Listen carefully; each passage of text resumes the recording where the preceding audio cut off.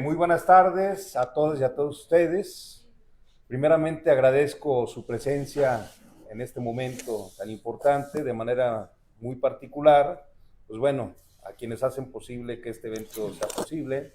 Desde luego agradecemos la presencia del magistrado, maestro Luis Gabriel Borja Rodríguez. Es magistrado de la 10ª Sala Civil del Supremo Tribunal de Justicia del Estado de Guanajuato, quien nos compartirá hoy la ponencia intitulada El derecho probatorio a la luz de la Constitución. Agradezco también a la maestra doctora Katia Morales Prado, presidente de la Barra Mexicana de Abogados, capítulo Guanajuato, desde luego honrando al convenio que tenemos con la distinguida el gremio de abogados. Pues bienvenida también, maestra Katia. Desde luego también al maestro Francisco Aguilera Cid, es el presidente de la Asociación de Jueces del Estado, asociación denominada Justicia y Dignidad para los Impartidores de Justicia. Maestro Paco, pues bienvenido, además es egresado también de nuestra Facultad de Derecho. Muchas gracias. Agradezco también la presencia del licenciado Luis Lona García, de la licenciada Daniela Cala, doctor Cala, bueno, en general de todos los que aquí están presentes, el claustro docente, estudiantes de la licenciatura en Derecho que nos acompañan. Es un honor, desde luego, recibirlos en este evento que se ha intitulado Puentes de Justicia, la voz de la judicatura frente al alumnado. Desde luego, para fortalecer el espacio de diálogo entre la judicatura y el estudiantado. Desde luego, una mención muy especial al maestro Jorge Alberto Zamora Valdés, que tuvimos la oportunidad de contactar este evento. Gracias, maestro. Veo la presencia también de la maestra Yesenia Ducón. Espero algún otro maestro, no ser omiso, pero creo que sí. La maestra Perla Rodríguez Toscano, y en un ratito más incorpora la magistrada Edna Jessica Muñoz Escoto. Gracias, y pues bueno, espero que aprovechemos este espacio de diálogo, reflexión, escuchemos con mucha atención, y pues no me resta más que reiterarle la bienvenida y cedo el uso de la voz a la doctora Katia Morales Prado. Muchas gracias, buenas noches. Pues primero que nada decirles que los agradecimientos son infinitos. El primer agradecimiento quiero agradecer al doctor Fernando Rivas por la anfitrionía. Muchas gracias, Fernando, porque además de todo también es barrista, es compañero de la barra. Estamos, como bien lo dijo, estamos honrando un convenio de colaboración, porque para la Barra Mexicana Colegio de Abogados la educación es un eje fundamental. Estamos muy interesados en que los abogados que están estudiando y los que ya acabamos de estudiar nos sigamos capacitando. Un abogado nunca deja de estudiar, nunca. El que crea que el día que acabó la carrera ya la hizo, error, de una vez sepa que no. Cada día que no estudien son menos abogados. Entonces, la barra está con una fuerte preocupación por tener una capacitación continua y por tener en todo momento acercamientos con el conocimiento. Y justamente en esa búsqueda de conocimiento y de capacidad fue que hicimos una convergencia muy interesante con la Asociación de los Jueces. Porque dijimos, necesitamos tener conocimiento. Necesitamos tener conocimiento evidentemente del derecho, pero también de quién es un juez, qué hace un juez, cómo vive un juez, un magistrado. Tenemos ahorita una enorme ventaja de tener con nosotros al magistrado Gabriel. Nos va a compartir su conocimiento y está aquí y lo estamos conociendo. Y estamos entendiendo cómo vive, cómo piensa, cómo ve el derecho desde su punto, desde su manera de vivir el derecho todos los días. Pero también está con nosotros el juez Paco, el juez Luis, son jueces penales, y la jueza Cristina, que es una jueza federal. Creo que son momentos en que nos estamos acercando, como bien lo dice el título del evento de hoy, la judicatura se acerca a la ciudadanía. Entonces yo les quiero pedir, empecé agradeciendo, ya voy a empezar con peticiones. Les quiero pedir que aprovechen lo que van a escuchar. Yo soy amante de la Constitución, estoy muy interesada en escuchar la plática, porque desde que vi el título sentí que estaba yo con muchas ganas de leerlo, de saberlo. Quiero pedirles que así lo tomen. Imagínense que están invitados a un gran banquete y les están sirviendo una comida deliciosa que está enfrente de ustedes. Les pido que lo tomen, que lo saboreen, que lo disfrutan, que saquen la mayor cantidad de nutrición que puedan de lo que van a escuchar, porque es un momento privilegiado. Estamos escuchando temas complicados, explicados de una manera coloquial por las personas que son los principales operadores de esto, las personas que están atrás resolviendo. ¿Qué mejor manera de conocer que no es el teórico, no es el del libro, es la gente que todos los días está aplicando lo que estamos escuchando y la gente con la que vamos a trabajar? El día de mañana aquí seguramente habrá muchos litigantes, también puede ser que haya muchos jueces y magistrados. Vamos a formarnos todos juntos. Entonces, bueno, quiero agradecer, regreso los agradecimientos a todos los que están aquí y le quiero hacer la voz a mi compañero Paco para que nos termine de introducir la plática. Muchas gracias, Katia. Buenas tardes a todos. Gracias por estar aquí, por estar interesados en este proyecto. Como dice la maestra Katia, es un proyecto académico de difusión, pues para que el estudiantado se entere de lo que hacen los jueces, sobre todo los jueces de Guanajuato. Pero más que los jueces de Guanajuato, nos honramos con la presencia de una juez federal. La maestra Cristina Guzmán Ornelas está presente con nosotros. Ella es juez federal de carrera judicial y recién electa. Tiene esas dos características que nos honra y nos enorgullece que sea ella quien nos acompañe. También agradecemos la presencia de Jorge Zamora, es un muy buen amigo, es catedrático también, y qué bueno que está aquí acompañándonos el doctor Cala y sobre todo al doctor Fernando Márquez. Muchas gracias por la hospitalidad en la casa que yo siento que es mía, porque pues de aquí egresé. Me da mucho gusto regresar, ya he venido en 2 o 3 ocasiones y con el mismo gusto de siempre. Siempre veo las instalaciones diferentes, no sé si pasa algo conmigo o en realidad está creciendo tanto la universidad, pero cuando yo salí pues no había tanta infraestructura. Ahora tienen la oportunidad de tener una universidad de un excelente nivel, pero no nada más nivel en infraestructura, en edificios, en construcciones, sino a nivel de catedráticos. Las personas que imparten cátedra aquí pues tienen un nivel considerable, ya hay maestrías, hay doctorado, ha avanzado demasiado la Salle, de cuando era la UBAC, ahora la Salle ha avanzado muchísimo. Yo egresé cuando era UBAC, hace poco tiempo, pero finalmente me da mucho gusto regresar, les agradezco que estén interesados en estos temas y sobre todo que se den cuenta que este es un proyecto para el alcance de cualquier persona.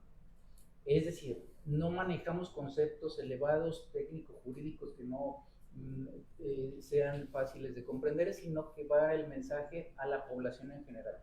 Gracias a las personas que nos acompañan en las redes sociales, en el Zoom de Barra Mexicana, en los Facebook Live de la Asociación de Jueces y también en el Face de la Barra Mexicana. Por eso, pues, estamos llegando a gran parte de la población y el día de hoy, pues, nos honramos también con la presencia de nuestro compañero, el maestro Gabriel Borja, también, además de ser compañero del Poder Judicial de Guanajuato, pues el maestro Gabriel es un amigo personal mío. Me da mucho gusto que venga a estos eventos, que sea parte del proyecto de la asociación en mancuerna con Barra Mexicana de Abogados, y pues agradecerles. Esperamos que sea de utilidad, seguramente sí, porque él tiene carrera judicial, también tiene muchos años en el Poder Judicial, creo que ya va a llegar a los 30 o más de 30, ya va a llegar a los 30 y pues toda la experiencia que implica esto, desde haber sido oficial judicial y bueno, todos los peldaños de la carrera judicial hasta la magistratura, está de magistrado actualmente. Le voy a ceder el uso de la voz a mi compañero Luis Lona. El maestro Luis Lona también es juez de realidad penal, es mi compañero ahí en el juzgado. Y adelante, Luis. Pues brevemente, porque creo que el interés de todos es escuchar la charla del maestro Gabriel. Yo solamente quiero aprovechar, antes que todo, saludarles. Buenas tardes a todos los que nos siguen también en redes sociales. Buenas tardes. Pues miren, a mí me da gusto estar siempre en presencia del estudiantado, ¿no? Es bien padre. Recuerda cuando estuvimos allá, hemos ido a varias universidades. Yo no había venido a esta universidad y me da mucho gusto, lo he platicado con el maestro también al respecto de sus instalaciones. Y mi intervención es específicamente, ya para abordar el tema, pues invitarlos a que nos conozcan. La idea es estar ahorita aquí nosotros acercándonos con ustedes, con la población, pero también que ustedes, si mal no estoy, no me ha tocado que fueran al juzgado, no sé si están aquí alguien interesado en el área penal, pero se hacen visitas en el juzgado, entran a las audiencias, pueden ver la actuación de todos nosotros, criticarnos, también, ¿por qué no?, aprender al mismo tiempo que van escuchando los alegatos de las partes, ¿no? Finalmente las audiencias son públicas, con sus excepciones evidentemente, pero mi intención es que nos conozcan más, se acerquen también si hay interés, Y este proyecto es justamente también para acercarnos con ustedes y pues estamos al lado. Si les parece bien, vamos a entrar ya en materia. Antes de esto, me gustaría mucho que el maestro Gabriel, de su propia voz, nos contara cómo empezó en la carrera judicial, desde cómo escogió la carrera de Derecho. Creo que es bien importante para que ustedes se den cuenta a quién tienen como ponente. Me parece a mí una trayectoria admirable. Yo en lo personal admiro su trayectoria, me parece que es muy bien merecido el cargo que tiene actualmente, pero que lo diga él, eso me parece que va a ser mucho más interesante. Por favor, Gabriel. Muchas gracias. Muy buenas tardes a todos y a todas. Nos vamos a pasar la sesión agradeciendo, ¿verdad? Me han hecho sentir como en casa. Muchas gracias. Agradezco al doctor Fernando Márquez Rivas, director de la Facultad de Derecho de esta universidad. Saludo con mucho gusto a la maestra Katia, quien dirige la Barra Mexicana de Abogados, sección Guanajuato. Gracias, maestra. Gracias por la invitación. Paco, muchas gracias, amigo. Gracias por invitarme. Maestro Luis, muchísimas gracias también. Maestra Cristina, gracias también por su asistencia. Jorge, muchísimas gracias por la invitación. Maestro Jorge Zamora, como ya lo mencionó, amigo personal, un gran profesionista, muy preocupado desde hace muchos años por la formación de las y los alumnos. Más allá de tu calidad docente, que es extraordinaria, agradezco también tu calidad humana. Muchas gracias, Jorge, por esta invitación, pero sobre todo agradezco a la comunidad de alumnas y alumnos de la Universidad de La Salle. En ustedes nos vemos, en ustedes vemos el presente y el futuro de nuestro país. Estoy preocupado, nos está tocando, siempre le dejamos la responsabilidad a los jóvenes, ¿verdad? Sí. Son el futuro del país, yo diría son nuestro presente. Por eso es muy importante que estemos informados. Muchísimas gracias por su asistencia. Bien, mi nombre es Luis Gabriel Borja, soy egresado de la Universidad de León. Tengo una especialidad en notaría pública por la Universidad de Guanajuato. Tengo una maestría en Derecho Procesal Judicial. He sido catedrático, he sido ponente en diversas universidades y sí soy de carrera judicial. Yo inicié propiamente, tengo que decirlo y me gusta decirlo, yo inicié como intendente, entré a los juzgados como intendente, oficial judicial, que todavía no es parte de la carrera judicial. A partir de la actuaría es cuando inicia estos peldaños dentro de lo que era la carrera judicial. Actuario, secretario de juzgado menor, secretario de juzgado de partido, secretario de sala, juez menor, juez de partido y actualmente magistrado de la 10ª Sala Civil del Supremo Tribunal de Justicia del Estado. Muchas veces como estudiantes nos falta quizá dimensionar la responsabilidad social que tenemos. En los abogados, en los estudiantes, tenemos esta responsabilidad. En nuestras manos va a estar, y quizá ya esté, la libertad de una persona. En nuestras manos va a estar, ¿verdad?, la custodia de un hijo o el patrimonio que se ha hecho durante años y años.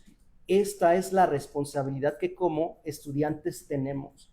De ahí que desde este momento nosotros vayamos proyectando, nosotros nos vayamos preparando para esta responsabilidad que la sociedad nos delega.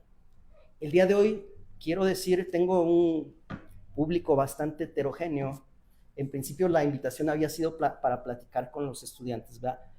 La ponencia va a estar dirigida sí a todo el operador jurídico, pero particularmente a los estudiantes. Y me toca hablarles de un tema exquisito, de un tema bien bonito, que es el derecho probatorio y que es el derecho constitucional.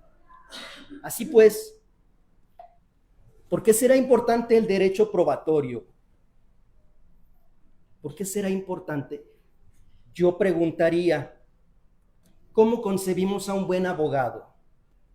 ¿Quién es un buen abogado?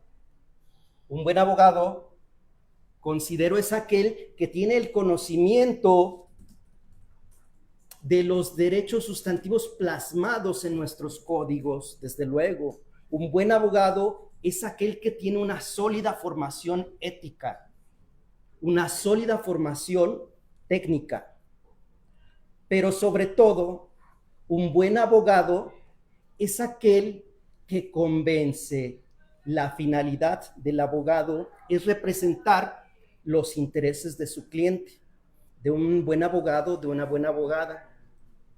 Y el interés de su cliente básicamente será obtener una resolución favorable a sus intereses. De nada serviría si conozco todos los derechos sustantivos si no sé cómo probarlos. Yo tengo que comparecer ante un juicio, plantear mi teoría del caso, mi cuadro fáctico, mi cuadro probatorio, mi cuadro argumentativo. ¿Para qué? Para llegar a la meta del proceso, que es la emisión de una sentencia favorable. De ahí que el derecho probatorio tenga esta importancia. Jueces, magistrados, tenemos que tener el conocimiento, jueces, juezas, magistrados, magistradas, tenemos que tener en cuenta como una de las herramientas más importantes todo el aspecto probatorio, desde el ofrecimiento, la admisión, la preparación, el desahogo y sobre todo de la valoración. Considero importante darle la dimensión que corresponde al derecho probatorio. Actualmente, en la mayor parte de las universidades, el derecho probatorio se subsume a los derechos procesales. Considero que es tal la importancia que deberíamos de tener una materia independiente, una materia, un módulo especial para aprender todo este cuadro, pero sobre todo aprender a probar. ¿Qué es el derecho probatorio? Es este conjunto, como todos los derechos, ves, conjunto de normas jurídicas, conjunto de normas y principios que tienen por objeto regular la actividad encaminada a la demostración de la veracidad de los hechos. Un punto muy importante, queridas alumnas, alumnos, un punto importante es que nuestro actual Código de Procedimientos Civiles, fíjense muy bien, en sus artículos 82 y 83 nos hablan de la búsqueda de la verdad. Y así pues, el juez puede valerse de cualquier medio, de cualquier persona, siempre que esté permitida por la ley y tenga relación con los hechos controvertidos. La búsqueda de la verdad. Así, el artículo 93, auxilio de los terceros, 116 y 183 nos hablan del interrogatorio que puede hacer el juez a las partes en la prueba confesional y en la prueba testimonial para la búsqueda de la verdad. Como ustedes saben, se ha expedido el día 7 de junio del 2023, si mal no recuerdo, un Código Nacional de Procedimientos Civiles y Familiares, cuya entrada en vigor aún no acontece. Tenemos hasta abril del 2027, pero es interesante cómo este Código Nacional ya no contempla la búsqueda de la verdad, sino contempla lo que es el conocimiento de los hechos. Pareciera quizá una distinción sin importancia, pero envuelve la epistemología de la prueba. ¿Qué es lo que buscamos? ¿Cuál es la finalidad de la prueba? ¿Será la búsqueda de la verdad? ¿Será el conocimiento de estos hechos controvertidos, por cierto, que nos hablan así? Se distingue el derecho probatorio, este conjunto de normas y principios, con el concepto de prueba. ¿Qué es la prueba? La prueba en sí misma es el acto de verificación, probar. La prueba también es el insumo convictivo que se arrima al juez para lograr ese convencimiento, esa prueba con lo que se busca acreditar un derecho. El actor probó su acción. Este es uno de los conceptos de prueba. Demostró los hechos constitutivos de su acción. ¿Mediante qué? Mediante una prueba testimonial, confesional, inspeccional, etc. La valoración probatoria en la historia, ¿verdad? No nos vamos a ir demasiado lejos. Entre los romanos y los griegos, uno de los medios probatorios más importantes era la testimonial, ¿verdad? Juraban sobre la credibilidad, ¿verdad? Es decir, la testimonial era el medio más importante, se juraba por Dios y ante Dios. Todavía seguimos teniendo esa reminiscencia, sobre todo en el derecho norteamericano. Otra de las formas que por ahí se tenía de prueba era lo que se llamaban en la Edad Media las ordalías. ¿Qué había en estas ordalías? Pues se dejaba el método de prueba a voluntad de Dios. Y así, por ejemplo, estas se daban entre los siglos IX y XIII. Se basaban en la creencia de que Dios intervendría para salvar al inocente. Se ponía una tinaja de agua caliente, se introducía un objeto. El acusado tendría que meter la mano y dependiendo cómo fueran sanando sus heridas, si sanaban rápido era inocente, porque Dios intervendría en su voluntad, ¿verdad? ¿O qué pasaba cuando acusaban de bruja a una persona, de brujería? Pues le amarraban una piedra en los pies y lo arrojaban al mar. Si flotaba, es que era culpable. ¿Por qué? Porque la pureza del agua no permitiría, lo escupiría, vamos a decirlo de esta manera, ¿no? Y ya si no flotaba, pues era inocente, habría que ver si sobrevivía. O por ejemplo, los ponían a caminar sobre brasas de fuego o con un hierro candente. Y dependiendo de su sanación era si era culpable o inocente. En la Inquisición, desde luego, estaban estas confesiones bajo tortura. Desde luego que han ido evolucionando estos sistemas y actualmente hemos tenido sistemas de valoración de prueba tasadas en principio. El juez boca de la ley, únicamente el valor que tenían las pruebas dentro de los códigos. Tenemos también un sistema de libre convicción. Es poco sabido, pero en nuestro actual Código de Procedimientos Civiles local tenemos un método de libre convicción que nos habla el artículo 431 que regula el juicio de paz. Nos dice que el juez va a emitir su resolución a verdad sabida.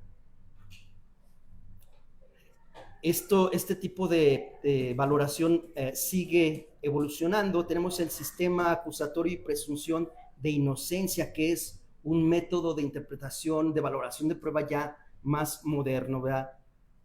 Se distingue en materia penal en el apotegma, en la máxima, más allá de la duda razonable. De la íntima convicción al razonamiento probatorio. Nuestros códigos actuales y nuestra doctrina en general se han visto influenciados por la doctrina de la escuela de Girona. Tenemos varios tratadistas, González Layer, tenemos a algunos tratadistas, Carmen Vázquez, Jordi Ferrer, Carmen Vázquez, de la escuela italiana con Michele Tarufo, que nos hablan justamente de la íntima convicción al razonamiento probatorio. Lo que mencionábamos hace un momento, lo que se buscaba era convencer al juez, una íntima convicción. El problema de la valoración probatoria de íntima convicción es que es una valoración que no admite verificación, que no admite esta revisión por parte de un tribunal superior. Este sistema de valoración todavía lo tenemos vigente en el derecho norteamericano, donde tenemos los juicios, ¿verdad? Estos juicios ante el jurado, donde estos refieren a más culpable o inocente. Esta es una íntima convicción y no sabemos los argumentos, no sabemos por qué. Es lo más cercano, pienso yo, a las ordalías de que hemos visto. La voz del pueblo es la voz de Dios. ¿Qué tan razonable, qué tan verificable, qué tan justo podría llegar a ser eso? ¿Cómo se podría cuestionar entonces la voz de Dios? Dentro de un régimen democrático tenemos como una valiosa aportación pues el derecho al voto, desde luego. Sin embargo, en materia jurisdiccional, ¿será la voz popular la forma más adecuada de valoración de prueba? Dejo este punto también para su reflexión, para su análisis. La función de la prueba en términos generales será verificar la correspondencia entre las afirmaciones de las partes sobre los hechos y la realidad de lo acontecido. La prueba constituye la base fáctica sobre la cual se construye la decisión judicial. Dentro de la sentencia, alumnas, alumnos, tenemos lo que yo llamo diversos dilemas jurídicos. Y estos dilemas jurídicos pueden darse a nivel interpretativo de la norma, pueden darse en otros niveles, pero sobre todo se da a nivel probatorio. Y así pues, la prueba es el alma, la prueba es la esencia de la decisión jurisdiccional. La exigencia constitucional y convencional de motivar las resoluciones judiciales recae en la justificación del razonamiento seguido por el juzgador para tener por acreditados o no los hechos jurídicamente relevantes. Lo veremos un poco más adelante. La sentencia es un acto de soberanía del Estado. Es decir, la delegación de la fuerza de la jurisdicción de decir el derecho está confinado a juezas, jueces, magistradas y magistrados. Sin embargo, esta facultad no puede ser ilimitada. Tiene que ser limitada por la legalidad, principio de legalidad y principio de fundamentación. La fundamentación es el límite a la fuerza del Estado. Es una limitación. Nosotros podremos darle toda la libertad al operador jurídico siempre y cuando establezca esa fundamentación. Juez, jueza, me vas a quitar mi casa y se la vas a dar a la parte actora. Nada más dime por qué. Esta es el límite a la fuerza del Estado. Es un límite finalmente democrático. ¿Por qué? Porque establece pues que el poder no puede desbordarse. Al momento en que se está motivando la sentencia, también constituye una herramienta de fiabilidad y de legitimación de las sentencias. Ahora con la reforma judicial decimos o se dice que legitimará al juez el voto popular. Tendrán sus argumentos. Históricamente, lo que legitima a un juez es la motivación de sus sentencias. Fundamento constitucional de la prueba. Fixamudio en su diccionario jurídico nos refiere que el debido proceso es el conjunto de condiciones, requisitos de carácter jurídico y procesal necesarios para afectar legalmente los derechos de los gobernados. El debido proceso tiene sus antecedentes en Inglaterra, en la Magna Carta, en la Petition of Right, en el Habeas Corpus, en la Constitución ya en América de los Estados Unidos, esta Constitución de Filadelfia, primera Constitución formal de Due Process, enmienda 5 y 14. Básicamente nos vienen a dar lo que es este derecho fundamental de seguridad jurídica y del debido proceso, desde luego. El debido proceso. El debido proceso, como parte del texto constitucional mexicano, tiene sus orígenes en el artículo 247 de la Constitución Española de Cádiz, en el Decreto Constitucional para la Libertad de la América Mexicana, expedido en Apatzingán en 1814. Tenemos también el artículo 19 del Acta Constitutiva de la Federación de 31 de enero de 1824, etcétera. Constitución de 1836. Artículos desde luego 13, 14 y 16 de la Constitución Política de 1857 y así hasta nuestra actual Constitución de 1917, que sí nos establece básicamente, como ustedes bien lo saben, artículo 14, nadie puede ser privado de sus bienes, derechos y posesiones, sino mediante juicio seguido ante los tribunales previamente establecidos y donde se sigan las formalidades esenciales del procedimiento. Abogadas, abogados, ¿en qué semestre van? Segundo. ¿Cuáles son esas formalidades esenciales del procedimiento?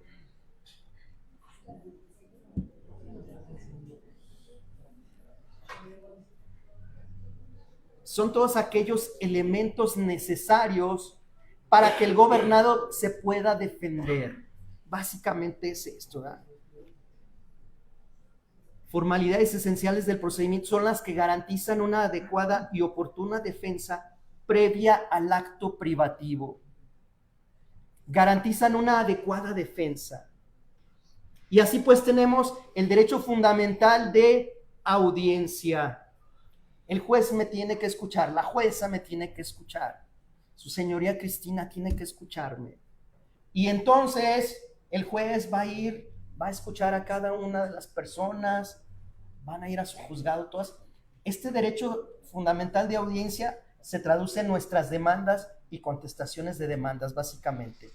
Que en nuestro proceso, aún siendo orales, los procesos, tenemos procedimientos, desde luego, fases escritas, demanda y contestación. Derecho fundamental de audiencia. El emplazamiento, desde luego, el llamado a juicio, el inicio del procedimiento. Oportunidad de ofrecer y desahogar pruebas en que se finque la defensa. Si me vas a quitar mi casa, si me vas a quitar mis hijos, escúchame primero, recíbeme las pruebas, escucha mis alegatos y emite una sentencia misma que yo pueda combatir. Alumnas, alumnos, en eso se traduce las formalidades esenciales del procedimiento. En el marco normativo internacional, desde luego, hay algo que yo creo que una de las grandes bendiciones de nuestro derecho en general, y considero yo que es un cambio de paradigma, pues fue la Reforma Constitucional de Derechos Humanos de junio del 2011, ¿va? En relación a la reforma al artículo 1 constitucional, donde nos dice que todos los tratados internacionales de derechos humanos forman parte de nuestra Constitución. A partir de entonces ha venido un desarrollo, ha venido un cambio de paradigma a nivel, desde luego, constitucional y a nivel convencional. Por darles algunos ejemplos, en materia familiar ha venido evolucionando. Anteriormente las personas no se podían divorciar si no era por mutuo consentimiento o que hubiera una causal. libre desarrollo de la personalidad. Ya no quiero estar casado, ya no quiero estar casada. Matrimonio entre personas del mismo sexo. Anteriormente no se tenía. Libre desarrollo de la personalidad. Libre desarrollo de la personalidad. Interés superior de niñas, niños y adolescentes ha sido un cambio dramático en relación a cómo se opera el derecho y en relación a cómo se resuelven los asuntos, ponderando siempre este interés superior de niñas, niños y adolescentes. En el marco internacional tenemos la Declaración Universal de Derechos Humanos, artículo 10. Dice que toda persona tiene derecho a ser oída con justicia ante un tribunal independiente. Declaración Americana de Derechos y Deberes del Hombre, artículo 18. Toda persona puede recurrir a los tribunales para hacer valer sus derechos y disponer de un procedimiento sencillo. Artículo 26. Se presume está la presunción de inocencia hasta que no se pruebe que es culpable. El derecho de ser oído. Pacto Internacional de Derechos Civiles y Políticos, también artículo 14, se refiere a este derecho fundamental de audiencia ante un tribunal competente, independiente e imparcial. Desde luego, ahora que hablamos de la carrera judicial, de la cual me siento también muy orgulloso, el sistema de mérito era quien determinaba quién era juez. El sistema de mérito a elección, desde luego, del Poder Legislativo también determinaba en la mitad en los casos correspondientes quién iba a ser el magistrado, ¿verdad? Desde luego que esto garantizaba un poder judicial independiente. Con la elección judicial, pues bueno, la pregunta sería, y lo dejo de reflexión, ¿una elección judicial garantiza la independencia de las personas que están allí? Es pregunta, ojalá. Yo nada más digo que tenemos que ver a nuestras juezas, a nuestros jueces y a nuestros ministros de la Corte. Tenemos que despertar, muchachos, muchachas, ese espíritu crítico, porque posiblemente sí les dé esa independencia. Hay mucha gente también que vino de carrera judicial y que ha venido a ratificar haberse ganado ese puesto también mediante elección judicial, como la licenciada Cristina, ¿no? También. Sentencias de la Corte Interamericana de Derechos Humanos en relación con el derecho a la prueba. Tenemos el caso Barreto Leiva contra Venezuela, en donde la Corte sostuvo que el derecho de defensa incluye la posibilidad real de ofrecer y controvertir las pruebas. ¿Qué quiere decir esto? Que mi derecho a la prueba tiene que cumplir con ciertos requisitos formales, es decir, tengo que ofrecer mi prueba en tiempo, tengo que anexar quizá copias de traslado, tengo yo que establecer que mi prueba es relacionarla con los hechos. Esos son requisitos, digamos, admisibles. Pero ¿qué tal si en algún ordenamiento jurídico me dicen, bueno, para ofrecerte la testimonial, te vamos a pedir la cartilla de vacunación de tu perro? Y yo no tengo perro, tendría que conseguirlo, ¿eh? Este es un ejemplo, abogadas, abogados, de cuando pudiera haber un requisito impeditivo y sería contrario a esta sentencia de la Corte Interamericana. Estos requisitos formales tienen que ser sencillos, no tienen que obstaculizar el acceso a la justicia. Caso Lori Berenson Mejía contra Perú. La Corte señaló que negar o limitar indebidamente la prueba afecta directamente al debido proceso, en ese mismo tenor. Caso Mohamed contra Argentina, la Corte Interamericana enfatiza que las decisiones judiciales deben basarse en una valoración razonada de la prueba. Valoración razonada de la prueba. ¿Qué quiere decir esto de valoración razonada de la prueba? Pues que tengo que considerar todas las pruebas en lo particular. Tengo que analizar, tengo que decir por qué este testigo tiene valor probatorio en lo individual, y tengo que realizar un análisis también en lo colectivo. Estas pruebas relacionadas entre sí me llevan a la firme convicción de esto. Y también tengo que realizar una ponderación de las pruebas de la parte contraria. ¿Por qué a esta sí le doy valor probatorio? ¿Por qué no le doy ese mismo valor? Principios rectores de la prueba, derivado de esta luz constitucional, de esta luz convencional, todos nuestros insumos de convicción tendrán ciertos principios de legalidad y de licitud. Estas pruebas que se obtengan tienen que ser obtenidas de manera apegada a la norma jurídica. En materia penal tenemos lo que es la prueba de la fruta envenenada, del árbol envenenado, ¿verdad? Si se obtiene una prueba ilícitamente, esta no nos puede funcionar. Esta no es dable incluirla dentro del proceso. Pertinencia y relevancia. Nosotros tenemos que ofrecer las pruebas que acrediten los hechos jurídicamente relevantes.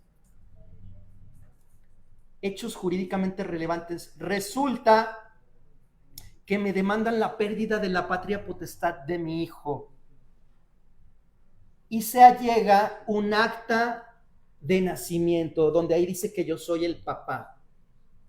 ¿Qué pasa si la parte actora ofrece la prueba pericial de ADN para demostrar que soy el papá?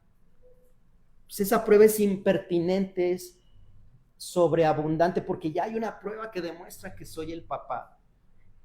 Pertinencia y relevancia. Si yo demando la acción reivindicatoria, es decir, persigo un bien inmueble que me pertenece, mueble o inmueble puede ser también, pero resulta que para acreditar mi acción, yo llevo testigos para demostrar que las personas que viven ahí son muy escandalosos. Esto tendrá que ver con mi acción reivindicatoria para que me devuelvan un bien inmueble. Por supuesto que no. ¿Qué tengo que demostrar? Que soy el propietario, que hay una identidad entre el bien que yo persigo y el que ampara mi título con el que posee el demandado. Eso es lo que tengo que demostrar, y que hay una posesión que es ilícita. Principio de contradicción. Todas las pruebas, abogadas, abogados, gozan de este principio de contradicción. Y así pues, la prueba que ustedes me digan, prueba documental, principio de contradicción, tengo la facultad de tildar de falso ese documento, tengo la facultad de objetar el alcance probatorio de ese documento. Prueba testimonial, interrogatorio, una parte interroga a su testigo. ¿Dónde está el principio de contradicción? En el contrainterrogatorio. En el Código Nacional de Procedimientos Civiles se habla también del reinterrogatorio y del interrogatorio. ¿Sí? Bueno, todos estos medios son precisamente parte del principio de contradicción, principio de inmediación. El juez tiene que presenciar el desahogo de la prueba. No se vale que el juez mande al secretario, no se vale que otra persona desahogue la prueba. El juez tiene que recibirla, tiene que estar ahí presente. En nuestros sistemas orales, actualmente en vigencia, pues ya nos permiten que sea imposible que otra persona reciba la prueba, digamos, en vez del juez, ya queda videograbado. Y ese mismo juez que recibe la prueba en condiciones ordinarias será quien resuelva. Principio de adquisición procesal. Todas las pruebas que han sido desahogadas pertenecen ya al proceso. Es muy común, abogados, que yo ofrezca una prueba testimonial y resulta que el testigo dijo algo que a mí no me conviene al oferente. Eventualmente el oferente dice, me desisto de ese testigo. ¿Qué crees, chiquito? Ya no puedes. Ese testigo ya pertenece al proceso. Sí te puedes desistir de un medio de prueba siempre y cuando no haya sido desahogado en condiciones ordinarias. ¿Verdad? Ofrezco la testimonial, resulta que ya no puedo, me puedo desistir. Igualdad procesal, desde luego, se le tiene que dar esta equidad a las partes. Principios de contradicción y continuidad. Actualmente en nuestro Código Procesal Civil tenemos el procedimiento escrito aún en materia civil patrimonial, donde tenemos la etapa postulatoria. ¿Cuál es la etapa postulatoria, abogados? Allá atrás. Etapa postulatoria, ¿cuál es? ¿Quiénes son sus maestros? Vamos a ver. Etapa postulatoria, demanda, contestación de demanda, reconvención, contestación a la reconvención. Tenemos la etapa probatoria también. En el juicio ordinario civil tenemos el proceso que se abre a prueba por 30 días. Y ahí tenemos diferentes periodos para el ofrecimiento de cada una de las pruebas. Y así, por ejemplo, para la testimonial tenemos 15 días, etcétera, ¿va? Con los juicios orales, el periodo probatorio se inicia desde la etapa postulatoria, porque desde entonces tenemos que ofrecer las pruebas. Y estas se desahogarán en una sola audiencia, en la audiencia de juicio. A esto se refiere el principio de concentración y de continuidad, que la mayor parte de los actos procesales se desahoguen en una misma audiencia, ¿verdad? Básicamente es lo que tenemos nosotros de nuestros principios procesales. Principales medios de prueba. Vamos a mencionar rápidamente algunos respecto del Código Nacional de Procedimientos Civiles y Familiares en términos generales. Prueba testimonial. Rápidamente les digo, actualmente la prueba testimonial tiene que ofrecerse dentro del periodo probatorio. Conforme al Código Nacional, ya esta prueba testimonial tiene que ofrecerse desde los escritos que ya les mencioné, la etapa postulatoria. Más aún, en el Código Nacional se establece cuando una de las partes contesta, se puede contestar la demanda y se puede contestar la reconvención. Una vez que contestan, de esa contestación se le da vista a la parte contraria para que en 3 días se manifieste en relación con las excepciones. Vamos a llamarle vista de excepciones. En estos escritos también se pueden ofrecer las pruebas, se podría ofrecer también la prueba testimonial. Requisitos de admisibilidad de las pruebas. Tienen que ser pertinentes, tienen que ser idóneas. Ya vimos nosotros ese tema. Que tengan que ver con la litis, que tengan, digamos, el alcance demostrativo que se pretende. ¿Qué pasaría si yo, por ejemplo, pretendo demostrar un contrato de compra-venta y resulta que para demostrar ese contrato de compra-venta ofrezco un acta de nacimiento? La ley nos dice que el acta de nacimiento es un documento público y que por lo tanto tiene pleno valor probatorio.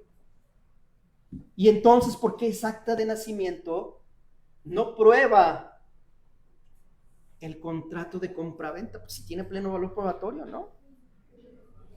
¿Sí o no tiene pleno valor probatorio?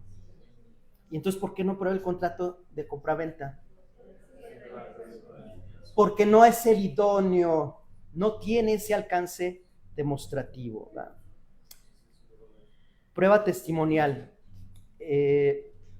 Bien, desde luego, la prueba testimonial se desahogará en la audiencia de juicio. En la prueba testimonial actualmente existe lo que es la tacha de testigos, abogados. La tacha de testigos es cuando se desahoga la testimonial, yo puedo impugnar la credibilidad de ese testigo mediante un incidente de tachas. Este desaparece en el Código Nacional, ya nada más podemos hacer las preguntas, repreguntas, el interrogatorio, contrainterrogatorio, reinterrogatorio y recontrainterrogatorio. Desaparece lo que es la tacha de testigos. Prueba documental, desde luego, al igual que nuestro código, tiene que ofrecerse en los escritos que fijen la litis. En caso de que no los tengamos en nuestro poder, podemos anunciarlos, podemos decir, yo ya pedí estas copias que tengo a mi disposición, pero todavía no me las entregan. O le puedo decir al juez, juez, esta documental no la tengo a mi disposición porque no puedo pedir copia autorizada o copia certificada.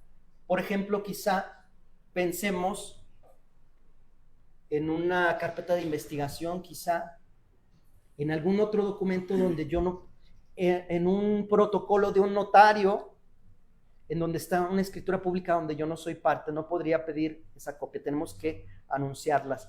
En materia documental también tenemos, aparte de los documentos públicos y privados, tenemos los documentos electrónicos, que es una novedad de nuestro Código Nacional. Tendremos que anexar, en la USB tenemos que anexar, ¿verdad?, este medio portátil donde se encuentra este documento. Y hay un principio que se llama equivalencia tecnológica, su equivalencia, desde luego, que le vamos a dar el mismo tratamiento como si fuera un documento físico, ¿verdad? Equivalencia funcional es como se llama este principio, desde luego. La prueba pericial. La prueba pericial es muy interesante porque actualmente, desde luego, se ofrece dentro de los primeros 10 días la prueba pericial, y cada una de las partes nombra a su perito y se nombra un perito tercero en discordia. Desde los escritos iniciales tenemos que decir el nombre de nuestro perito, tenemos que decir su domicilio también, ¿verdad? Y tenemos que decir puntos detallados de lo que queremos que se desahogue. El motivo de la pericial va a ser pericial de ADN. El perito tendrá que realizar un análisis, ¿verdad?, de las muestras que se tomen, etcétera, desde el inicio. Lo que destaca aquí es que en materia familiar no hay perito tercero en discordia. Nos dice el Código Nacional de Procedimientos Civiles y Familiares que va a tener que nombrarse un perito oficial para la prueba pericial correspondiente. Otra de las cuestiones es que estos dictámenes tienen que rendirse antes de la audiencia de juicio. Tienen que rendirse antes, y el perito ha de presentarse a esa audiencia para ser interrogado como si fuera un testigo. ¿Qué quiere decir esto? Que se puede hacer un interrogatorio, reinterrogatorio, contrainterrogatorio y recontrainterrogatorio. Desaparece una cosa muy interesante del Código Nacional, abogados, es que desaparece lo que nosotros conocemos como prueba confesional o de absolución de posiciones. Ya no tenemos más este medio de prueba. Tenemos lo que es la declaración de parte propia y declaración de parte contraria. Ya no se anexa pues un pliego de posiciones. Las preguntas o el interrogatorio ya no va a ser de forma cerrada. Antes se decía, tiene que ser de forma cerrada, es decir, que se conteste con un sí o un no. La típica frase que tenemos los operadores jurídicos, que diga el absolvente si es cierto como lo es, que celebró el contrato de arrendamiento. Ahí, si ustedes se fijan, nada más es sí o no. Estas posiciones tendrían que ser hechos propios del declarante. Hechos propios del declarante. Ahora esta cuestión varía. Ya las preguntas pueden ser abiertas. Ya las preguntas no necesariamente van a ser de hechos propios, sino incluso de hechos que conoce la parte. Tenemos que tomar bien en cuenta que como medio convictivo sí desaparece la confesional. Sin embargo, la confesión como un medio de convicción para ser valorado en la sentencia no desaparece. ¿Qué es lo que quiero decir? Doctrinalmente la confesión es la admisión de hechos propios que me perjudican. Admisión de hechos propios que me perjudican. No es propiamente el insumo convictivo, sino es la admisión. ¿Verdad? Entonces, para que lo tengan muy en cuenta. Inspección judicial, bueno, desde luego que se requiere que el juez y el magistrado se trasladen a ese lugar. Otro de los medios de prueba que aparecen así en el Código Nacional son las presunciones. Considero yo que la presunción no es propiamente un medio de prueba, porque es una inferencia probatoria. Tenemos dos tipos de presunciones, que es la legal y humana. Ejemplo de una presunción legal. Los hijos, a ver, ¿alguna presunción legal, abogadas, abogados? ¿Alguna presunción legal? Acuérdense de una así bien facilita. Les voy a poner una. Se presume, la buena fe se presume. Acuérdense, buena fe. Es una presunción que deriva de la ley. Otra presunción. Los menores necesitan alimentos, exactamente. Los hijos nacidos dentro del matrimonio se presumen, pues, del papá, se presumen del marido, perdón, se presumen del marido. Estas son nuestras presunciones, pero también tenemos las presunciones humanas. ¿Cuáles son estas? ¿Cuáles son las presunciones humanas? Son aquellas que parten de hechos conocidos para que mediante una inferencia lógica, mediante una inferencia aceptable, podamos llegar a hechos desconocidos. Pensemos así, que en este auditorio llegamos, no hay nadie, está una mancha roja en la pared. Se ve una mano así como plasmada una mano. Se ve un charco de sangre y se ve que ese charco de sangre se barre, se arrastra hasta la salida. Esos son nuestros hechos conocidos. Sería válido decir, bueno, aquí en este auditorio quizá hubo una riña, quizá hubo una pelea. Alguno de los rijosos sacó de entre sus ropas un arma blanca. Quizá le dio una puñalada en el corazón. Se tocó, se tambaleó y puso su mano en la pared. Se desvaneció y el atacante tomó a la persona y la arrastró y la llevó hacia afuera. ¿Alguno de ustedes, esta explicación que yo les doy, sería aceptable? ¿Sería posible? Podríamos decir que sí. Yo preguntaría, ¿alguien vio cuando entraron las personas? ¿Alguien vio que hubo una riña? No, nadie lo vio. Pero ¿cómo llegamos a esa conclusión? Por los hechos conocidos, que nos va a llevar a una explicación desconocida. Esta es, abogadas, abogados, esa presunción humana, que nos valemos de ciertos indicios, que nos valemos de ciertos elementos que son conocidos para llegar a elementos desconocidos. Resulta que la señora en la madrugada estaba gritando, ay, ay, se escuchaban golpes, ¿no?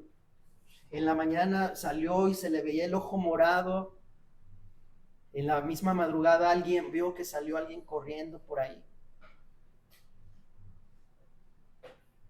Y resulta entonces que una presunción humana sería que quizás su pareja ejerció violencia familiar, ¿verdad? ¿Alguien vio que su pareja le zorrajó unos golpes así en el ojo? No. Sin embargo, tenemos estos hechos conocidos para llegar a la desconocida. Estamos hablando de las presunciones. La prueba científica está regulada de una mejor manera en este Código Nacional de Procedimientos Civiles y Familiares en los artículos 335 y 336. Dependerá de la fiabilidad del método para ver si a ese medio probatorio se le da tal valor, se le da valor. Y así, por ejemplo, quizá a una grabación que nosotros hagamos será un medio lícito para ofrecer en un juicio. Sí es un medio lícito, sobre todo porque el Código Nacional ya no nos da una lista taxativa de los medios de prueba. Actualmente lo tenemos en el artículo 96 y nos dice, están estas pruebas. En el Código Nacional ya no lo tenemos. Todos aquellos elementos, ¿verdad?, que nos sirvan para el conocimiento de los hechos, La valoración depende de su fiabilidad. Vamos a ver si este medio de prueba no fue manipulado. Ahora tenemos lo que es la inteligencia artificial y yo he visto ahí bailando a determinados personajes, ¿verdad? Bailando ahí a un expresidente. Vi a un expresidente también que prendió fuego a una refinería. Eso, desde luego que evidentemente tenemos inteligencia artificial, ¿verdad? ¿Qué tan viable será ese medio probatorio?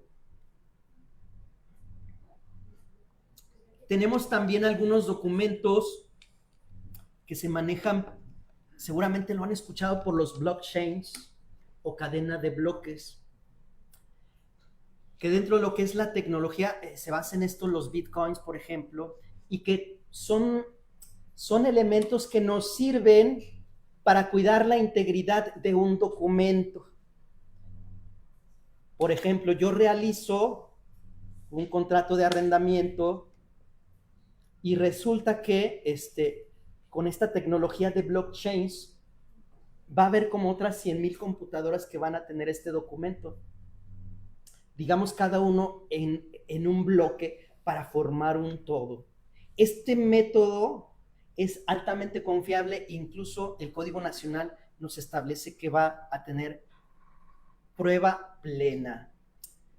En fin, la dinámica de la prueba es el ofrecimiento, la admisión, el desahogo y la valoración. En cada uno de estos pasos, abogadas, abogados, tenemos que tener un sentido garantista de la prueba, es decir, que no haya requisitos, como ya vimos, excesivos, impeditivos de mi derecho a probar, Los requisitos del ofrecimiento, ya lo vimos, son la idoneidad y la pertinencia de la prueba. Una vez que se ofrecen, el juez se pronunciará sobre su admisión y desechamiento. Tenemos la fase de desahogo, que como nosotros ya vimos, esta fase de desahogo, dependiendo de cada uno de los sistemas jurídicos, se valorará en el momento procesal oportuno. En materia civil, actualmente, civil patrimonial, estos medios se desahogan dentro de los 30 días del periodo probatorio. En esos mismos 30 días se tienen que ofrecer, se tienen que admitir, se tienen que preparar y se tienen que desahogar.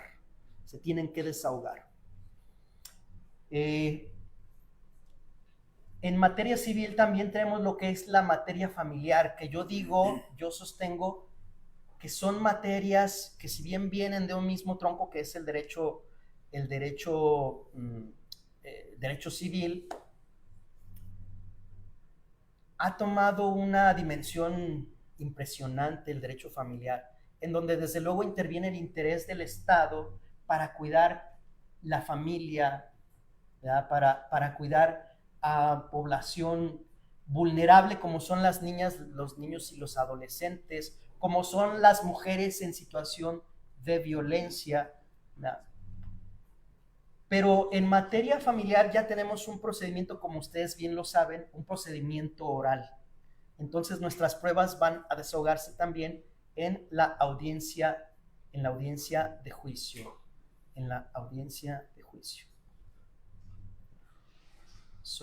Quedamos que esta plática va a durar 5 horas, ¿va? 10 horas. Bien, hemos visto ya entonces esta fase de ofrecimiento, de admisión, de desahogo, y entramos a una de las fases más importantes del derecho probatorio. Y nos dice el artículo 16 constitucional que nadie puede ser molestado en su persona, familia, domicilio, papeles o posesiones, sino en virtud de mandamiento escrito que funde y motive la causa legal del procedimiento.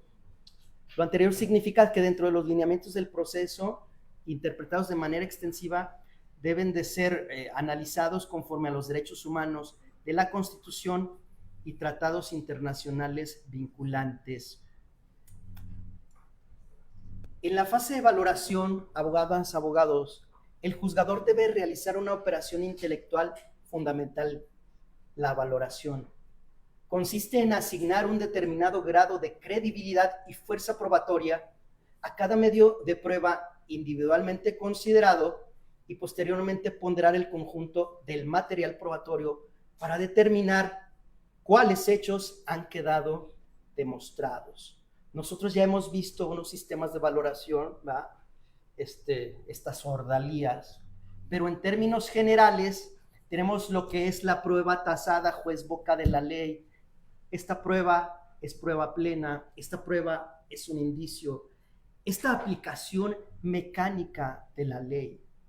Tenemos el sistema de libre convicción o íntima convicción, donde el juez valora las pruebas libremente según su leal saber y entender, según su conciencia, sin estar atado a reglas preestablecidas y crucialmente sin la obligación de exteriorizar las razones de su convencimiento. Tenemos el sistema de sana crítica o libre convicción razonada. Qué interesante.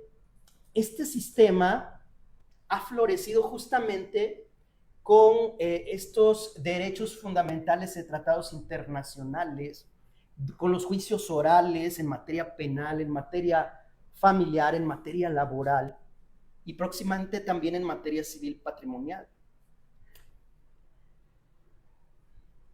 Otorgan al juez libertad para apreciar el valor de las pruebas, pero esa libertad no es arbitraria.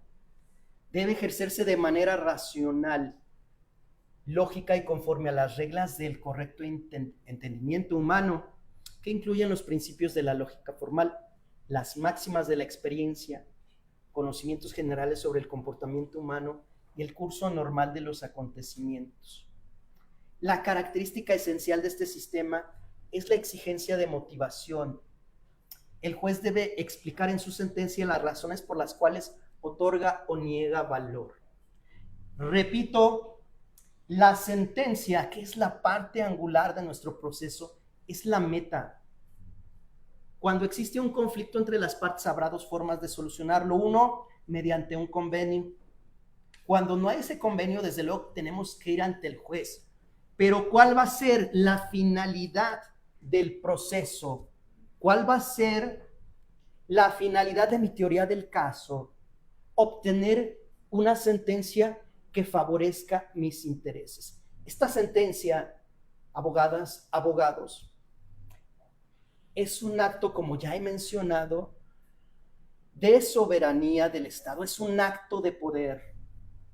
Tengo la facultad y el jus imperium, ¿verdad?, de decretar el divorcio, tengo la facultad y el jus imperium de que te apartes de determinada persona, de que los hijos o las hijas se queden con la mamá y con el papá. Tengo la facultad de despojar a una persona o más bien de restituir a una persona en su propiedad. Es un acto de poder, es un acto de autoridad. Pero ¿qué pasa en los estados verdaderamente democráticos? Existirá siempre ese límite al poder. Tenemos que tener pesos y contrapesos, tenemos que tener una división de poderes. Y en materia jurisdiccional, el límite a ese poder es la fundamentación.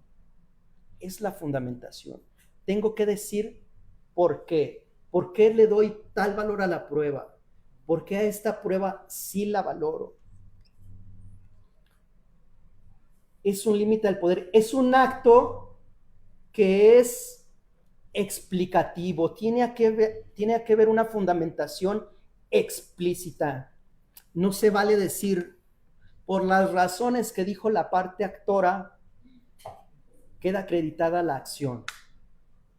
No se vale decir, por las razones que dijo el fiscal, el Ministerio Público es culpable. No se vale decir, por las razones que expone la defensa.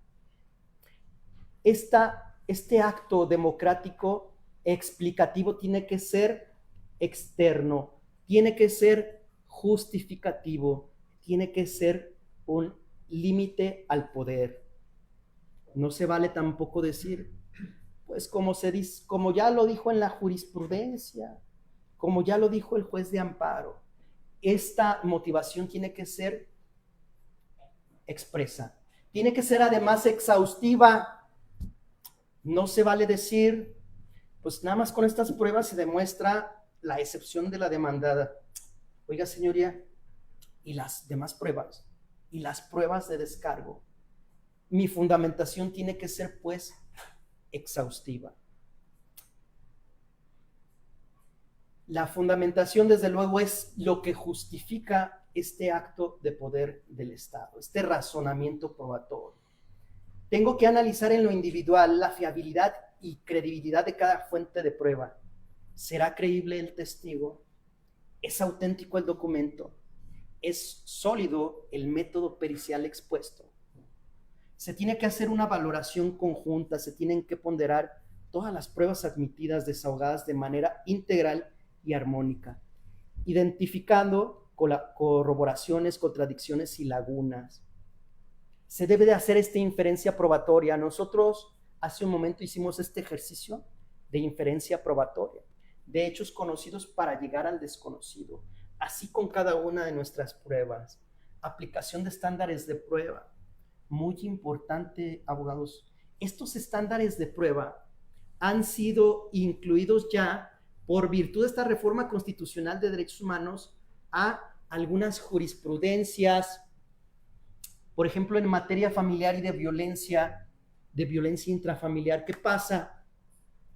Cuando un señor, vamos a suponer que también puede ser señora, un señor le pega a su esposa, ¿a poco sale aquí a la plaza aquí de la universidad y se la agarra ahí a guamazos? Pues a veces, ¿verdad? Puede ser. A veces sí, pero no es normal. Pero ¿qué pasa? Que la mayor parte de estos actos se realizan de manera subrepticia, dentro de los límites del hogar, dentro del domicilio conyugal. Y entonces ahí el estándar probatorio va a ser un estándar menor. Actualmente el Código Procesal Civil nos dice, bueno, para considerar la prueba testimonial, pues puedes, pues generalmente los testigos que son parientes, pues tienen como que interés en favorecer a su pariente, ¿verdad? El parentesco o el vínculo entre el oferente y el testigo es un elemento, desde luego, que se debe de considerar. Y sin embargo, quienes se dan cuenta de esta violencia intrafamiliar, ¿quiénes son? Pues la familia, los parientes, los hermanos, la suegra, la mamá. Entonces el estándar probatorio es menor. Cuando se va a despachar una medida precautoria en materia familiar también, una medida precautoria, una medida de protección. Oiga, señoría, fíjese que existe violencia intrafamiliar en mi domicilio. El señor ya me dijo que me iba a golpear, que me iba a matar. ¿Será que el juez le va a decir, tráeme testigos y tráeme grabaciones y tráeme esto? Por supuesto que no. ¿Por qué? Porque el estándar probatorio en estas medidas será mínimo. Bastará incluso el dicho de la persona, alguna cuestión, incluso bastará el dicho, si se tiene algún indicio, el estándar probatorio será mínimo. En fin, esto es en cuanto a la decisión de la motivación. Debe ser clara, completa y coherente. ¿Qué pasa si en la sentencia tiene unos párrafos así como de 5 hojas y no se le entiende nada? ¿Quién sabe qué quiso decir? ¿No se le entiende qué dijo el juez? ¿Estará correctamente fundada esta determinación? Pues no. Tiene que ser clara, precisa, completa y coherente, como parte del cumplimiento al artículo 16 de la Constitución Federal. En fin, estos son a grandes rasgos, abogadas, abogados, algunos elementos informativos, algunos puntos de reflexión que dejo sobre la mesa. No me resta sino subrayar la importancia del derecho probatorio. Es bueno saber, pero es mejor saber hacer.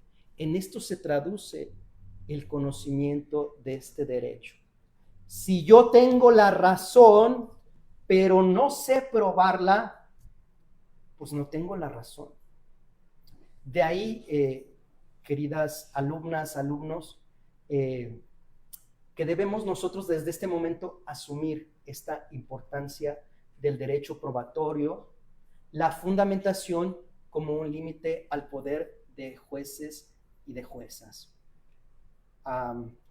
Finalmente también quiero decirles que debemos seguir despertando en nosotros este afán por aprender y este afán por tener una visión crítica de lo que está pasando en nuestro país. Tengamos una visión crítica de lo que nos están diciendo, de lo que yo les estoy diciendo. No me crean, verifiquen, estudien, profundicen y sobre todo tengan siempre en cuenta ese espíritu de buscar y de luchar siempre por causas justas. No sé si tienen alguna pregunta, comentario, duda o sugerencia. Luego, fíjense que cuando no hay preguntas yo digo, o soy muy buen maestro, o no me entendieron nada, ¿verdad? Pero bueno, los dejo ahí. Si tienen alguna duda, con mucho gusto, estamos para servirles. Levanten la mano. Adelante, abogado. Por ejemplo, en una violencia familiar, si a mí, bueno, yo soy la persona que están agrediendo y... ok. Y entonces, pues yo sé que ya me van a agredir, entonces grabo a la persona a mi agresor. ¿Eso sería una prueba ilícita? Porque no existe el consentimiento del agresor. No. Tenemos que tener en cuenta, fíjate muy bien, yo lo equiparo, por ejemplo, tú estás grabando una agresión que te están haciendo. Pero ¿qué pasa si tú en vez de ese aparatito sustitúyelo por un testigo o por una persona? ¿Sería ilícita la prueba? No. No es ilícita. La ilicitud es cuando se trata de la intercepción de comunicaciones privadas. De la intercepción, no en cuanto a las grabaciones. Esa prueba que tú me mencionas no es una prueba ilícita, es una prueba perfectamente válida. Te voy a poner un ejemplo, ¿no? Hace algunos años se hablaba de causales de divorcio y una de esas causales era la infidelidad, vamos a llamarla de esta manera, ¿no? El adulterio. Y resulta que por ahí el marido abrió el correo electrónico de su esposo, de su esposa, ¿verdad? Se descubrió la clave y resulta que estuvo viendo esos correos.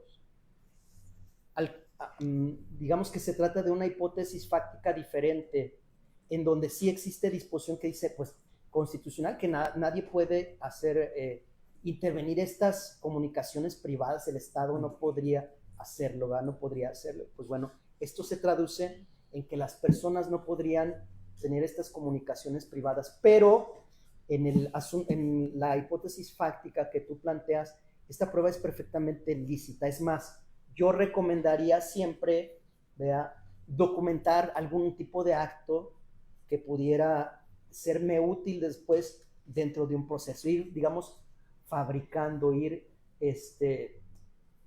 creando este medio de prueba. Entonces, la respuesta sería no, no es ilícita. Gracias. Tenemos algunas preguntas en el Facebook para el magistrado Gabriel. Saludos, muchos saludos y felicitaciones. Mario David Pérez Ramírez pregunta: ¿existen principios o fundamentos del derecho probatorio? Sí, desde luego. Algunos de estos principios incluso los vimos. ¿Cuáles son pues, estos principios? La inmediación, el principio de contradicción, el principio de brevedad procesal dentro de los juicios. Sí existen todos este tipo de principios, sobre todo los más importantes, este principio de contradicción, de igualdad procesal. Debemos tener ambos esta misma oportunidad de objetar los documentos, por ejemplo, la misma oportunidad de contrainterrogar o de interrogar y de contrainterrogar a los testigos. Los principios de inmediación, sí, cómo no. Serían básicamente estos. Muchas gracias. Otra pregunta, Rosa María Ramírez Martínez: ¿los peritos tienen el deber de acreditar cada hecho? Pues bueno, la prueba pericial, su naturaleza jurídica es que tendrá lugar cuando se requieran conocimientos técnicos especiales. ¿Los peritos deberán acreditar cada hecho? Bueno, aquí dependerá en principio de la teoría del caso planteada en los escritos iniciales, en el escrito inicial de demanda. Si yo deseo demostrar, por ejemplo, que una firma es falsa, que ha sido falsificada, pues ese será el hecho a probar. ¿Qué querrá decir? Que aquel a quien se atribuye no fue quien la plasmó, fue otra persona. Entonces, ese hecho se tiene que probar. Ahora, es muy importante destacar que tanto en el Código de Procedimientos Civiles local como en el Código Nacional de Procedimientos Civiles sí se requiere un cuestionario que constará de diferentes preguntas, entre ellas quizá la capacidad del perito, las técnicas necesarias para descubrir si un escrito, si una firma es falsa o no, la bibliografía, etcétera, diferentes puntos o cuestionamientos que desde luego deberá dar contestación el perito. Una cosa es el hecho a demostrar y otra cosa los puntos cuestionados. Si el perito no responde la totalidad de los puntos cuestionados, esto será motivo de valoración de prueba. Si el perito no dice cuáles fueron las técnicas que utilizó para llegar a esta conclusión, está omitiendo uno de los puntos y quizás sería suficiente para no darle valor a esa prueba. El juzgador, la juzgadora, no tendrán ese conocimiento técnico especial y no tendrán cómo sustentar la conclusión de que esa firma es falsa. Hay otra pregunta para el magistrado Iván Noé. ¿Podría dar un ejemplo de una prueba que no pueda ser admitida por ir en contra de la moral? Prueba que no pueda ser admitida por ir en contra de la moral. Fíjese que, híjole, pues sí. Se me ocurre, desde luego la moral tendrá que ver con una cuestión de pudor, Se me ocurre quizá en un juicio hace muchos años, siendo yo secretario proyectista, se ofreció como prueba una revista, vamos a llamarle para adultos. Bueno, esta revista se guardó y no está así como a disposición de las partes. Quizá en algunas ocasiones ciertos videos, ¿verdad? No va, sobre todo que no tendrían que ver con hechos materia de la litis, En alguna ocasión se me planteó en un juicio que una persona era mala mamá por dedicarse a la prostitución, hay que decirlo de esta manera. Entonces allí el dilema jurídico era, bueno, si esta persona tiene esta actividad, se pondría en riesgo a la niña o al niño que si sale en la noche, bueno, y que lo deja con la mamá, es decir, una situación de que tendría que ser ponderada, pero yo diría, hablando de una prueba que vaya en contra de la moral, podría ser una situación donde haya, digamos, situaciones de sexo explícito, y que no tuvieran relación con los hechos controvertidos. La verdad es que ha habido muy pocas ocasiones en que me ha tocado resolver en ese sentido. Entonces esa sería mi respuesta. Muchas gracias. Hay una última pregunta en el Face. Perdón, licenciado. La licenciada también iba a hacer una pregunta. Claro. No, adelante. Quería preguntar.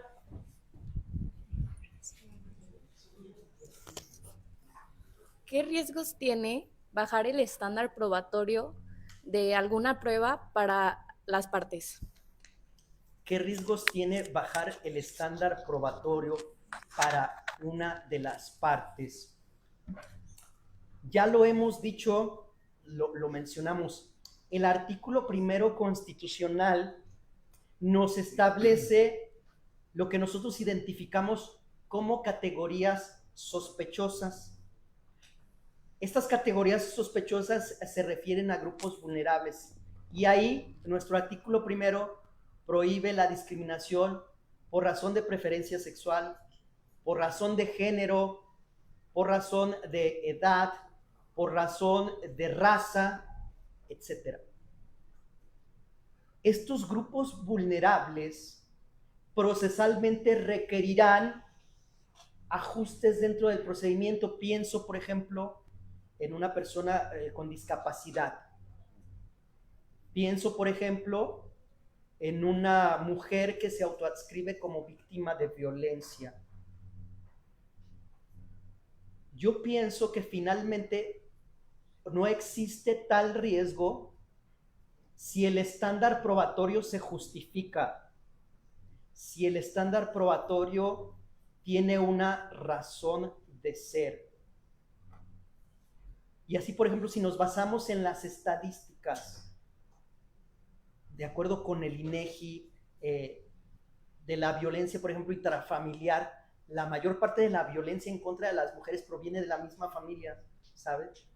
Y proviene desde luego de un hombre. Entonces ahí, en muchas de las ocasiones sí requerirá, como ya lo hemos dicho en las medidas,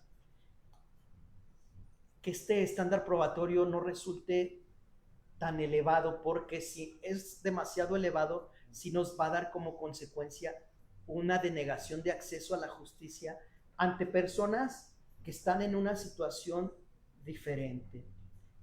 ¿Qué riesgos existirá?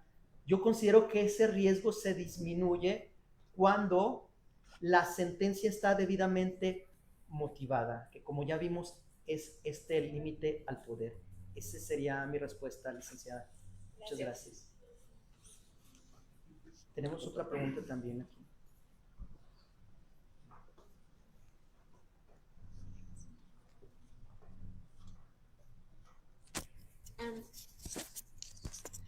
Hola, mi pregunta era si nos podría dar ejemplos un poco más reales o literales del principio de inmediación y si este principio trasciende en un proceso sus actuaciones más allá de simplemente estar presente en el desahogo de las pruebas y en las audiencias. Sí, mire, le voy a platicar algo que pasa en otros poderes judiciales. Aquí en Guanajuato no pasa. Fíjese bien. Bueno, la naturaleza humana es un poco conflictiva, ¿verdad? En los juzgados se tiene mucho trabajo, en los de Yucatán se tiene mucho trabajo. ¿Qué era lo que pasaba allá? Pues bueno, que se tenía tanto trabajo y tal cantidad de pruebas. En el procedimiento escrito, les comentaba yo, que se señalaba una fecha para la audiencia confesional, una para la audiencia testimonial, otra fecha para la inspección. Y entonces esto hacía que el juez tuviera miles de audiencias. ¿Y cómo le hacía el juez? Porque pues el juez no es omnipresente. Pero resulta que en aquellas pruebas más importantes, en aquellos asuntos más contenciosos, o incluso donde las partes lo solicitaban, sí estaba presente el juez. Pero no le daba para estar presente en todas. Entonces, ¿qué hacía? Pues mandaba al secretario y así las más, hasta el mecanógrafo. Esto, repito, es en Yucatán. Entonces, ¿qué pasa? ¿Cuál es el principio de inmediación que refieres? Bueno, este principio es que el juez tiene que presenciar y desahogar la prueba. No se vale lo que hacen allá en Yucatán, por ejemplo, ¿no? O en Timbuktu. Y entonces, pues bueno, sin embargo, el foro de alguna manera lo admitía, porque ¿qué pasaría si no se hubiera hecho así? Pues bueno, mi audiencia confesional me la pondrían hasta el año 2047. Entonces, si el principio de inmediación es un principio constitucional que debe de respetarse y va no solamente en cuanto al desahogo de la prueba, sino que en condiciones ordinarias es el juez que recibe la prueba el que debería de dictar la sentencia. Incluso en una opinión muy personal de Luis Gabriel Borja, resulta que ese día el juez se enfermó, no fue. Y ese día, vamos a decir que lo sustituyó por Ministerio de Ley el secretario. Vamos a decir que no había otro juez. Lo sustituyó el secretario. Entonces, para el dictado de la sentencia, yo sostengo que el juez que recibió la prueba tendría que ser, el secretario por Ministerio de Ley. Por Ministerio de Ley tendría que dictar la sentencia atendiendo al principio de inmediación. Esta es una opinión muy personal. Pero sí, este principio no va más allá. No va más allá de esto. Es mi opinión, licenciada. Muchas gracias. ¿Ya no hay más preguntas? Hay una y también hay otra. Sí, quedamos que eran 5 horas, ¿verdad? Es que yo les dije desde un principio, es el tema más bonito, el derecho procesal. Es un tema exquisito y es un tema en el que tenemos que seguir profundizando. Adelante, licenciada. Buenas noches. ¿Qué criterios se usan comúnmente para revertir la carga probatoria? Y si usted, a opinión personal, agregaría alguno o quitaría uno de los que se usan comúnmente. Qué interesante pregunta. Fíjese que sí tenemos reglas, sí tenemos las reglas de la carga probatoria. Digamos que la principal de estas reglas es el que afirma está obligado a probar. Y así, por ejemplo, si yo digo, celebré un contrato de arrendamiento con el maestro Zamora, yo estoy afirmando que celebré ese contrato. Entonces yo tendría la carga de la prueba en principio. Y resulta que el maestro Zamora dice, sí celebramos un contrato, pero ese no era un contrato de arrendamiento, era un contrato de compraventa. Me vendiste la casa. Esa afirmación a su vez tiene otra y tendría la carga de la prueba de demostrar que se celebró.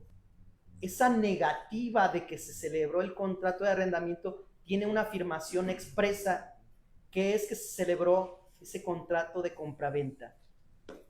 Hay una figura procesal también que se llama carga dinámica de la prueba, que operará bajo ciertas circunstancias. Por ejemplo, se demanda la responsabilidad civil de un médico por mala praxis. Un médico, no sé, de médica capistrana, no sé, algo. Entonces, resulta, ¿verdad?, que quien tiene los archivos, yo digo, la médico o la médica de tal clínica me realizó una indebida praxis médica, porque resulta que, pues no sé, Me dejó una gasa adentro. me dejó una gasa adentro, por ejemplo, vamos a suponer. Y entonces resulta que si usted dice que tiene una gasa adentro y que hubo una mala praxis médica, ¿quién tendrá los documentos que acreditan esa circunstancia? Pues la médica, ¿sí? Y entonces aquí en este caso, mi afirmación tendría una reversión de la carga dinámica de la prueba, que sería entonces que quien tendría la carga de demostrar que hizo bien su trabajo por la especificidad sería la clínica y la persona médica. Es un tema muy interesante, habrá que ver casos concretos, pero sí, estas son algunos de los ejemplos de las cargas probatorias. Muchas gracias, abogada. Muy bien, pues bueno. ¿Hay una pregunta todavía? Sí, ahora sí, una última pregunta en Facebook. Se preguntan si la Suprema Corte podría fijar parámetros axiológicos para dotar de mayor solidez a la parte motivacional de los jueces en la sentencia. La Suprema Corte, parámetros, pues mira, generalmente la Suprema Corte establecerá cuestiones de orden constitucional, cuestiones de orden, y sobre todo de una importancia de interés general. La Suprema Corte aborda, ¿verdad?, temas de amparo en revisión, quizá por ahí, de contradicciones, de tesis de los tribunales, de los plenos de circuito, por ejemplo. Pues bueno, habría que ver el caso. Yo considero que ya ha establecido ciertos estándares probatorios, que establecerá estándares probatorios, pero veo muy difícil que establezca estándares concretos en cuanto a hechos muy específicos. Digamos que mi respuesta sería sí. Mi respuesta sería sí, la Suprema Corte podría establecer estos parámetros como ya los ha establecido. En fin, pues sería mi intervención. Agradezco, doctor. Reciban todos también un saludo de la magistrada Almadelia Camacho Patlán, que es la presidenta del Supremo Tribunal de Justicia del Estado de Guanajuato y que también es egresada de esta Universidad de La Salle. Muchísimas gracias por su hospitalidad. Gracias a la gente también que nos ve en línea, que nos ha acompañado. Mi nombre es Luis Gabriel Borja Rodríguez, soy magistrado de la 10ª Sala Civil del Supremo Tribunal de Justicia y estoy a sus órdenes. Muchísimas gracias.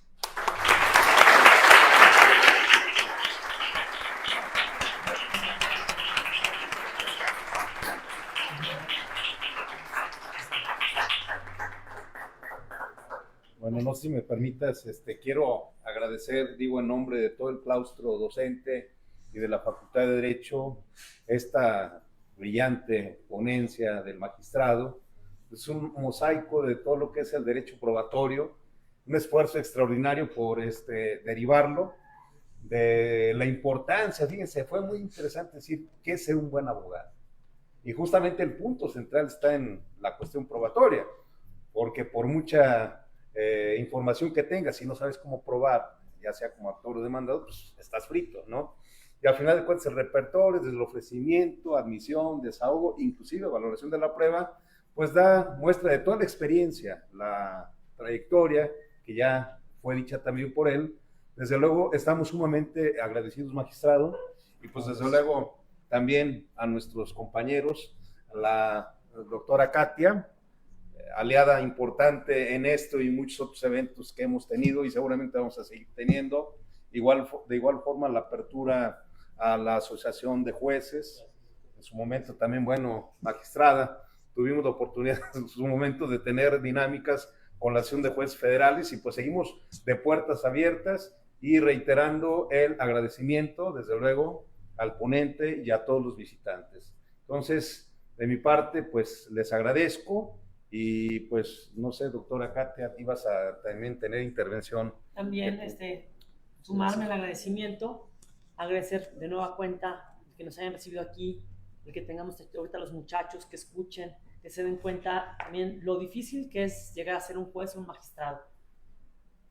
Aquí el magistrado nos compartió su historia de vida, muchos años, muchos desvelos, muchos esfuerzos, sobre todo muchos estudios, porque para ir aumentando en la carrera, pues había que ir presentando los exámenes de oposición y son difíciles.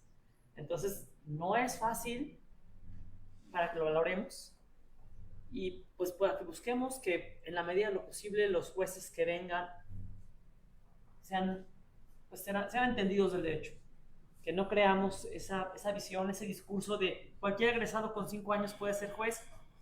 Creo que no. Imagínense tener que valorar las pruebas que nos acaba de contar el magistrado. ¿Quién podría tener no nada más el conocimiento jurídico que vimos en los libros, sino hasta la sagacidad para entender hasta cuándo te están mintiendo? Entonces, vamos aprendiendo derecho, vamos aprendiéndolo juntos y vamos buscando que el Poder Judicial sea pues lo mejor, porque es lo que necesitamos todos. Lo que pasa en el juzgado no se queda en el juzgado, yo siempre lo digo. Si tenemos buenos juzgadores, tendremos una buena sociedad. Vamos buscando por tener unos buenos juzgadores. El día de mañana que tengamos que votar aquí en Guanajuato, pues busquemos votar por las personas que estén más capacitadas, las personas que tengan también una mayor trayectoria, que tengan toda una historia de estar juzgando, para que podamos seguir teniendo una sociedad en paz. Y pues yo quisiera dar un agradecimiento por parte de la Barra Mexicana Colegio de Abogados, la Asociación Justicia y Dignidad para los Simpatizantes de Justicia de Guanajuato, la Universidad de La Salle Bajío, Facultad de Derecho. Es un reconocimiento al magistrado Luis Gabriel Borja Rodríguez por su extraordinaria participación en la conferencia El Derecho Probatorio a la Luz de la Constitución. Les puedo decir que yo tenía muchas ganas a la conferencia y me dejó más que satisfecha. Muchísimas gracias, magistrado. Muchas gracias.